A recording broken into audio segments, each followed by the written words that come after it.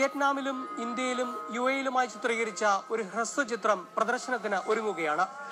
അബുദാബിയിലെ പ്രവാസി മലയാളിയായ നസീം മുഹമ്മദാണ് ദി അതർ സൈഡ് എന്ന ഷോർട്ട് ഫിലിം ഒരുക്കിയത്. ഈ ചിത്രത്തെക്കുറിച്ചുള്ള വിശേഷങ്ങളാണ് ഇനി കാണാൻ പോകുന്നത്.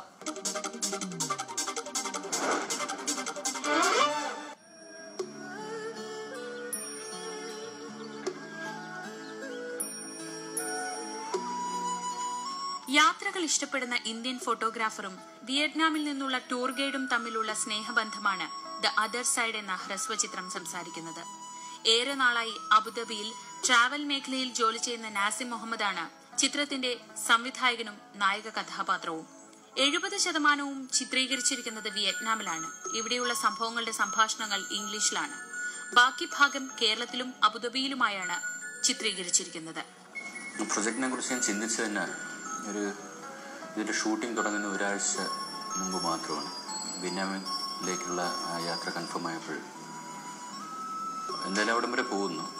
അപ്പം അവിടെ നിന്നൊരു ചെറിയൊരു ഫിലിമോ അല്ലെങ്കിൽ ഡോക്യുമെൻ്ററി എടുത്താലെന്തെന്ന് ആലോചിച്ചു. അതനുസരിച്ച് ഞാൻ ചെറിയൊരു കഥ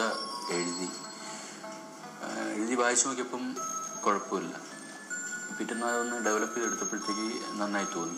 ഉടനെയാണ് ഞാൻ അതിൻ്റെ അടുത്ത 2 സുഹൃത്തുക്കളുമായിട്ടത് ഡിസ്കസ് ചെയ്തപ്പോൾ അവരും നല്ല അഭിപ്രായം തന്നെയാണ് അതിനെക്കുറിച്ച് പറഞ്ഞത്.